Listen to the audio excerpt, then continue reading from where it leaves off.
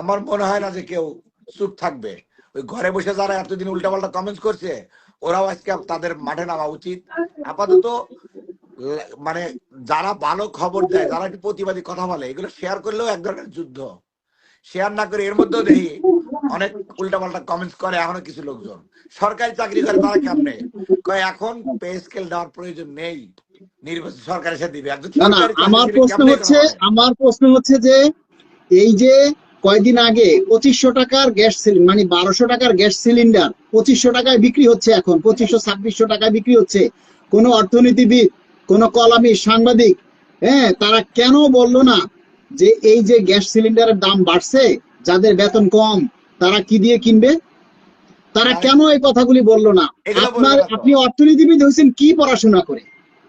এগুলো আপনি বলবে না। কোন সময় কোন কথা বলতে হয় সেই কাণ্ড জ্ঞানই তো আপনার নাই। সেই কমন সেন্সটাই তো আপনি জানেন না যে কখন কোন কথাটা বলতে হয়। মানে যখন বলতেছে দেশের ক্রাইসিস মোমেন্ট, এই যে গ্যাস সিলিন্ডারটা 1500 টাকা থেকে 2500 টাকা হইলো, তখন অর্থনীতিবিদরা কেন বললো না যে এই যে গ্যাস সিলিন্ডারটা হয়েছে সিন্ডিকেট করে ব্যবসায়ীরা এই যে দাম বাড়াইছে, তাহলে যেই কর্মচারী 15,000 টাকা বেতন পায়, আপনার যখন এত এই যে প্রতিবন্ধী মানুষ নিয়ে এত দরদ, কৃষক নিয়ে এত দরদ, গ্রামের গরিব কর্মচারী নিয়ে এত দরদ, তাহলে তারা এই গ্যাস সিলিন্ডার কিভাবে কিনবে? আপনারা তো এই কথা বললেন না। আর এখন 10 বছর পর কর্মচারীদের পে স্কেল দিচ্ছে সরকার, এখন আপনাদের মাথা গজাইয়ে যাচ্ছে, এখন আপনাদের অর্থনীতি এটা সেটা। এখানে কিন্তু সরকার কিন্তু বলছে দেশে যথেষ্ট রাজস্ব রয়েছে, 32,000 বিলিয়ন ডলার জমা আছে, রিজার্ভ আছে। তাহলে আবার কেন প্রশ্ন করে টাকা কই থেকে আসবে? আরে টাকা কই থেকে আসবে? সরকারি কর্মকর্তারা, কর্মচারীরা ট্যাক্স দিচ্ছে না? আমরা আয়কর দিচ্ছি না? সকল কর্মচারী কর্মকর্তাদেরকে আয়করের আওতায় নিয়ে আসেন, তাহলে তো রাজস্ব বেড়ে যাবে। সেটা করেন। এই যে দেশে বড় বড় ঋণ খেলাপি আছে, তাদের গলায় গামছা দিয়ে বাইন্দা সেগুলি আদায় করেন।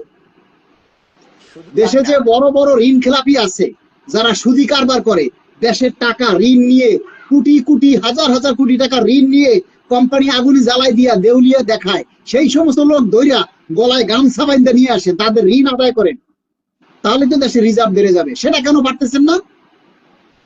তাদের কাছে কি আপনারা ধরা, নাকি তাদের ভাগ পান আপনারা?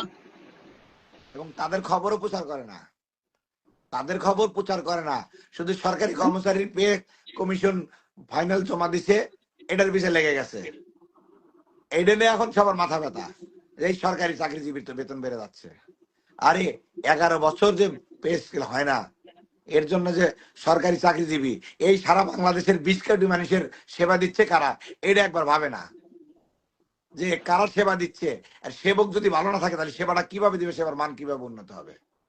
বলে কি রিক্সাওয়ালার তো ইনকাম নাই, রিক্সাওয়ালার কাছ থেকে প্রতিবেদন নেয়। আরে রিক্সাওয়ালার তো রিক্সায় চলে ভাড়া দেয় সরকারি চাকরিজীবী আলা, এরা তো গাড়িতে প্রাইভেট কার নিয়ে চলে না, তো এরা তো রিক্সা করেই চলে। সরকারি চাকরিজীবী যদি ভালো না থাকে তাহলে রিক্সাওয়ালার ভাড়া দিবে কে? এবং 10 টাকার কাছে 2 টাকা বা 5 টাকা বাড়ায় দেয় সরকারি চাকরিজীবী রিক্সা ভাড়া। নর্মালি ফুটপাতের দোকানদারদের কাছ থেকে সরকারি চাকরিজীবীরা এই আমাদের মতো কর্মচারীরা জিনিসপত্র কেনে। এরা ভালো না থাকলে পর ওরা ভালো থাকবে কেমনে? তবে এই যে লাইফে যারা এখন আছেন, এই মুহূর্তে যারা আছেন আমাদের সহকর্মী ভাই বন্ধুরা, সবাই একটা জিনিস মনে রাখবেন, এতদিন আমাদের আন্দোলনে আসেন নাই অনেকে, দুঃখ নাই। এই মুহূর্তে সবাই সজাগ থাকেন। আপাতত কর্মচারী নেতারা যে মেসেজ গুলা দেয় এটা শেয়ার করেন, তাহলে মোটামুটি উপর পর্যায়ে জানলে বুঝবে যে না, এইটা অবশ্যই এই মুহূর্তে যদি পে স্কেল বাস্তবায়ন না হয় মানে দেশ একটু বিপদের মুখোমুখি হতে পারে, এরকম একটা জানান দেন সবাই।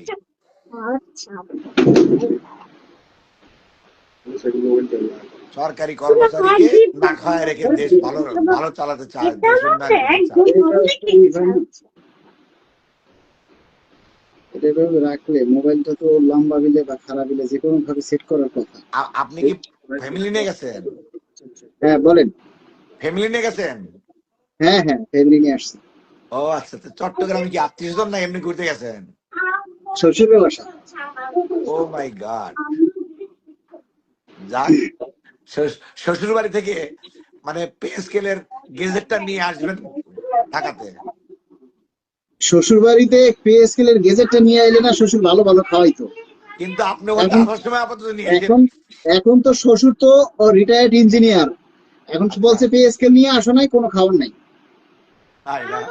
টাকা নাই রে, অবসরপ্রাপ্ত শ্বশুর, টাকা নাই তো বাজার করবে কি দিয়ে বলেন যে বলেন? পেনশনারদের বেতন বৃদ্ধির জন্য একটু দেরি হচ্ছে। 15 বছর আগে রিটায়ার করছে। বলেন এবারের পে স্কেলে পেনশনারদের ভালো সুযোগ সুবিধা রেখেছে। আমরা আমরা সরকারি কর্মচারী দাবি আদায় ঐক্য পরিষদকে আমরা অনুরোধ করছি, আপনারা দ্রুত 31শে ডিসেম্বরের মধ্যে যদি পে স্কেলের গেজেট না হয়, 31শে জানুয়ারির মধ্যে, দুঃখিত, 31শে জানুয়ারির মধ্যে যদি পে স্কেলের গেজেট না হয়, তাহলে আপনারা অনতিবিলম্বে কর্মবিরতি ঘোষণা করেন। অবশ্যই এছাড়া এখন একটাই এছাড়া কর্মবিরতি এছাড়া ছাড়া আর আর কোনো কোনো কাজ হবে না। এছাড়া আর কোনো আন্দোলন কর্মসূচি নেই। নাই নাই। ঠিক আছে? এই সেনাবাহিনীর একজন যুক্ত হয়েছে রহমাতুল্লাহ, লিখছেন একযোগে কর্মবিরতি পালনের আহ্বান জানান। অবশ্যই দেখবেন কি, মানে যারা পোশাক পরিহিত চাকরিজীবী আছে এরাও আমাদের সাথে অংশগ্রহণ করবে, হ্যাঁ, এরাও করবে। আমি চট্টগ্রামে আছি, আগামীকাল সকাল 10:30টায়, মানে 10টাই ধরেন, 10টায় চট্টগ্রাম পাহাড়তলী রেল স্কুলের সামনে এস এম হক যে মিলনায়তন, শাহী কমিউনিটি সেন্টার বলে, এখানে রেল, বন্দর এবং কাস্টমসের কর্মচারীর সমন্বয়ে একটি পে স্কেল বাস্তবায়ন শীর্ষক আলোচনা সভা হবে। আমি সেখানে থাকব। আপনারা যারা চট্টগ্রামের আশেপাশে রয়েছেন তাদের সবাইকে কালকের এই আলোচনা সভায় যোগ দেওয়ার জন্য আহ্বান করছি, অনুরোধ করছি। যারা আমার বক্তব্য আজকে শুনছেন সবাইকে বলছি যে আগামীকাল সকাল 10টায় পাহাড়তলী রেল স্কুলের সামনে যে শাহী কমিউনিটি সেন্টার রয়েছে সেখানে রেল, বন্দর এবং কাস্টমসের কর্মচারী সমন্বয়ে একটি পে স্কেল বাস্তবায়ন শীর্ষক আলোচনা সভা হবে। এখানে আপনারা সবাই যোগ দিন। এবং মালিক ভাই, আমার একটু পিনে দেওয়া যাবে? পিনে দিলে আমার কিছু ফলোয়ার বাড়তো একটু। হ্যাঁ, পিনে দিলে? হ্যাঁ হ্যাঁ, পিনে দিলে তাহলে ওই যে সবাই একটু যুক্ত হতে পারতো, আমার কিছু ফলোয়ার বাড়তো। এইখানে তো ওই রকমের কেউ যুক্ত হয় না রে ভাই। পিনে দিলেই কি আর না দিলেই কি, আপনার একটা কমেন্টস না পেলে তো পিনে দিতে পারবো না। না দিছি, আমি যে কমেন্টস করছি। ওই তো যে যাই হোক, সারা দেশের মানুষকে জাগ্রত করুন, তারা যেন সবাই যার না, যার নিজের আইডি থেকে যেন সবাই একযোগে পে স্কেলের প্রজ্ঞাপন জারির জন্য সবাই যেন দাবি করে, সেটাই, এই কথাটা সবাই যার যার আইডি থেকে সবাই এটা লিখতে থাকেন। প্রচারই প্রসার, যত প্রচার হবে তত সরকারের সদিচ্ছা আছে, কিন্তু সরকারের পাশে কিছু লোকজন টেনে ধরতেছে এটার জন্য। সেই সব লোকগুলা যেন সাবধান হয়ে যায়। সরকারের কাছে যারা দালালি করতেছে পে স্কেল বন্ধ করার জন্য, দালাল সাবধান হয়ে যান। সরকারি কর্মচারী সোজা কিন্তু কথা, কঠিনভাবে জবাব দিতে পারে। এখন ভোটের সময় যারা আমাদের বিপক্ষে চলে যাবে তাদের জন্য কোনো ভোট নাই, খবরদার কেউ ভোট দিবেন না।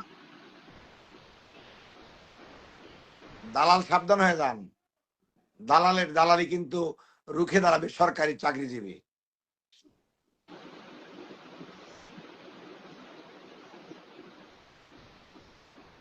আমাদেরকে মানে যে সরকার বাংলাদেশের সবচেয়ে ভয়ঙ্কর সরকার ছিল তাও কিন্তু কিছু করতে পারে নাই। আমরা কিন্তু আন্দোলন তখন থেকে হয়তো আমরা তাদের কাছে আদায় করতে পারি নাই, তাদের মন মানসিকতা ভালো ছিল না, কিন্তু আমাদের কিচ্ছু করতে পারে নাই। এনএসআই দিয়ে ভয় দেওয়াও কিছু করতে পারে নাই। এমন কোন সরকার নাই যে আমাদেরকে কষ্ট দিয়া, আমাদেরকে মানে ভয় দেখায় করতে পারবে না। হ্যাঁ, ইসাক ভাই বলছে যে আমরা কি যুক্ত হতে পারবো? সবাই যুক্ত হতে পারবে, সারা বাংলাদেশের সবাই যুক্ত হতে পারবে, এখানে কারো কোনো বাধা নিষেধ নাই। ইসাক ভাই আমারে মালিক থেকে খালেক বানাই ফেলাইছে। মানে নির্বাচন অফিসে মানে ইসাক ভাই আমার এমন এক নিউজ দিছে বুঝছেন, হ্যাঁ আমি তো ও প্রায় গেছি শেষ। না, ওই যে ফেসবুকে পোস্ট দিয়ে মাত্র 5-7 মিনিট রাখছি, এরপরে দেখি তুফান চলতেছে, তাড়াতাড়ি পোস্ট ডিলিট করছি। আমি মনে করছি যে এটা মনে হয় সঠিক, পরে দেখলাম যে না, এই ভিডিও তো এআই ভিডিও, এটা তো মানে গুজব। ওই একটু আগে আপনার পোস্টে দেখলাম লেখা রয়েছে যে পেজ খেলে প্রজ্ঞাপন দাঁড়িয়ে আছে। সর্বনাশ করছি।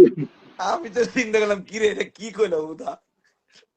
না দ্রুত তারপরে ডিলিট করে দিলাম। ভালো করছেন।